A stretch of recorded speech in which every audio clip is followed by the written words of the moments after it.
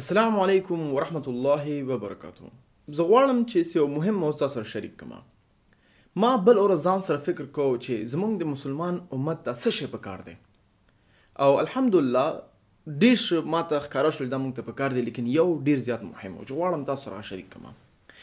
مسلمانانو ته خصوصا په افغانستان کې فلحال د اسلامي بحث نگاه نه بحث کوم زه چې موږ ته الحمدلله علما لرو. موږ ته اوس دا خلک پکار نه چې ووایي چې دا حرام دی او دا حلال دی او مثلا ته کافر او ته مسلمان او ته دا او ته غي، یعنی اوس موږ ته دا حالت پکار نه چې یو بل باندې نومونه ورکو. زه نه یم چې زه حرام باید حلال کو او هر څه مخکې ویسو، نه زه نه یم. زما مقصد څه دی؟ موږ الحمدلله علما لرو چې موږ سره دا بحث کوي، موږ ته لارښوونه کوي چې موږ څه شی موږ ته پکار دی او څه شی باید وکړو.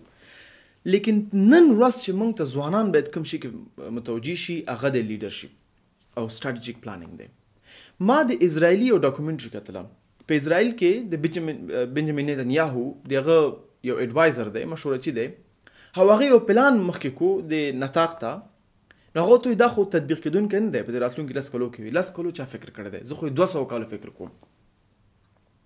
هغه 200 کالو فکر کو، هغه پلان ورکو. یعنی اسرائیلی زه په دې باید مطمئن شي چې هغوی په پلانینګ کې په سټراټیجي کې نمبر 1 دي. زمونږ چې کوم تکړه شاګرد وي ماشاءالله ته بچی ته انجینري ولولي، که ډېر تکړه ته طب ولوله،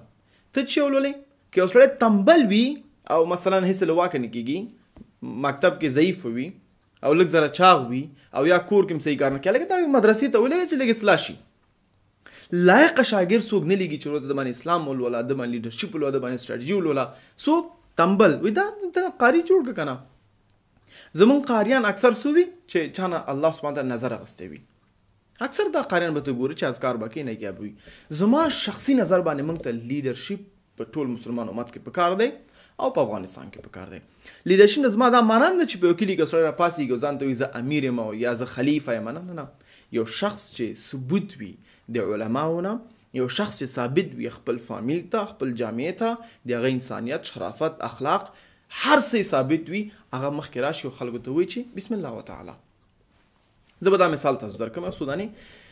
زما مقصد دلته څه دی؟ مقصد دا دی چې موږ داسې اوس ضرورت نه لرو شخصا په دې حالت کې چې باید موږ ټول او ټول راشو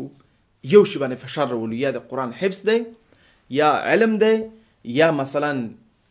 بل نورې مسلې دي. زمونږ باندې څه باندې فشار راوړل پکار دی چې باید په خپله یو شخص او موږ داسې خلک تربیه کړو چې هغوی نور خلک تربیه کړي او خلک وروزي،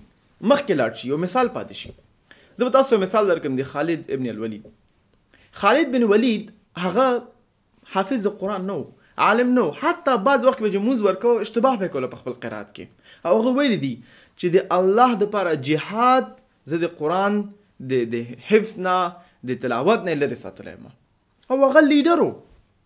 احد غزا وګوره، اسلام ته غټ نوم راوړی دی، اسلام ته غټې فایدې راوړي دي او حتی د الله ته د الله تور ورته وویلې سیف الله.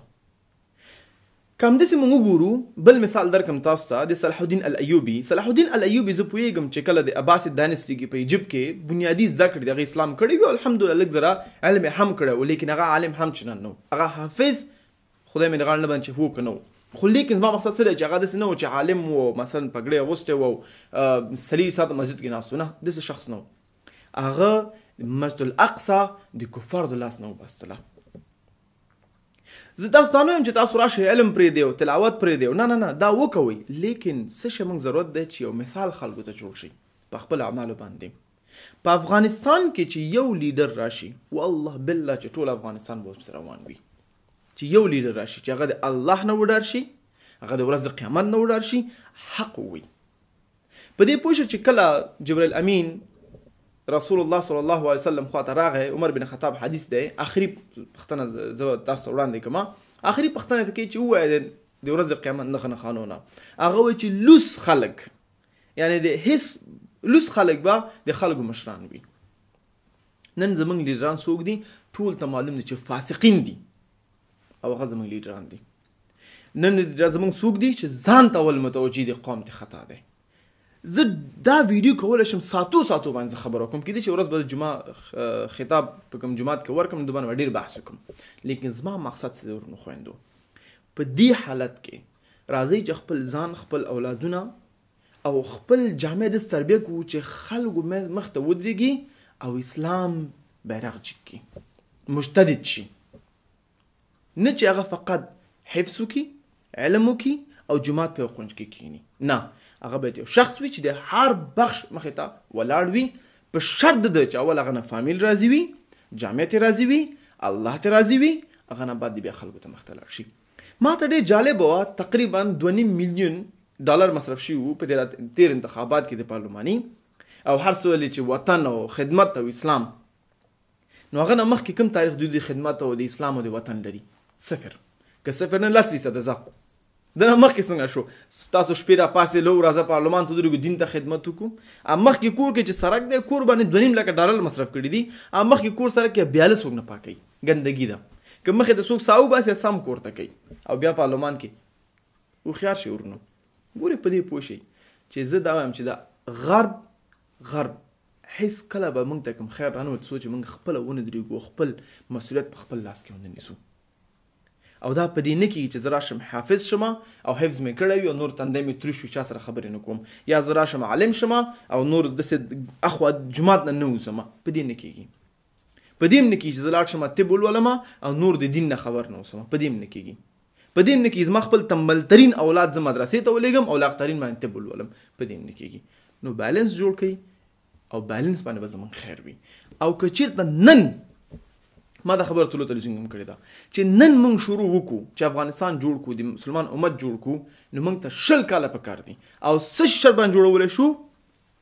که چېرته موږ هر یو شخص په هر حالت کې الله نه وډار شي او هغه څه چې وکړي چې الله اجازه ورکړې ده هغه څه ونه کړي چې کوم الله منې کړي دي انشاءالله افغانستان ته امن راځي زه غواړم بله ویډیو تاسو سره شریک کړم چې افغانستان کې څنګه موږ امن راوستی شو افغانستان ته په کار څه شی دي خلک باید څه وکړي انشاءالله په دې باندې بله ویډیو جوړ کړم لنډ مسله زما دا وه چې د مهمات د لیډرشپ تاسو موضوع کول چې څونه مهم دی یو خبره غواړم زه وکړم چې ګوري لیډر دا معنا نه چې پیغمبر نه لیډر معنا چې یو انسان اشتباهات لري لیکن خوبي ډېره لري او د خلکو مخ ته شوی دی او خلکو ته مشوره ورکوي خلکو ته لاره ښیي او خپله هم په هغه لار روان دی دا مو چې په اسلامي تاریخ کې څه چې لیډران راغلي ټول 100% رسول الله صلی الله علیه وسلم شانتي نه دا غلطه ده دا باید خلک ذهن نه وباسي بغیر د خلفای راشدین نه چې کوم څلور دي هغه نه بعد تاسو امیه پیریډ وګورئ که تاسو د عباسید پیریډ وګورئ که تاسو بیا وروسته د اتمانیک ډاینسټي وګورئ دا ټول کې هر یو لیډر کې خپل اشتباهات وو لیکن عمومي خیر پکې وو تاسو ولولئ د المعتصم بالله قصه ولولئ زه نه غواړم دا ویډیو اوږده کړم لیکن لنډ مسله مې دا دی چې په لیډرشپ باندې هم متوجه شئ نه چې فقط په هغه څه باندې چې کوم موږ سره اوس فلحال په لاس کې دي او موږ ته څه شی ډېر پکار دی زما په نظر باندې لیډرشپ غواړم ستاسو نظر په کمنټ کول ولم البته زه کمنټونه لولم او انشاءالله غواړم چې تاسو هم زده کړم او تر څو پورې ستاسو نظر نور هم په کمنټ کول ولولئ السلام علیکم ته بلې ویډیو پورې السلام علیکم ورحمت الله وبرکاته که غواړم داسې ویډیوګانې زما نور هم وګورئ نو بیا دا پیج لایک کا او نور دوستان سره هم شریک کا او دا ویډیو شریک کا ځکه زما وظیفه ده چې ویډیو ریکارډ کړم او په آنلاین یې واچوم ستا وظیفه ده چې ته دا ویډیو دوستان سره شریک کړې چې انشاءالله په خیر کې دواړه سره یوځای شو دا مه هېروه چې کله دا پیج لایک کړې دلته بیا څنګ کې ورسره بل آپشن دی چې په هغه هم کلیک کړئ څو پورې زما په ویډیوګانې پوسټونه همیشه وګورئ ستاسو کمنټ نظریات انتقادات او نیک مشورې ته زه همیشه ولاړ یم کولی شئ چې ما سره لاندې په کمنټ کې شریک کړئ السلام علیکم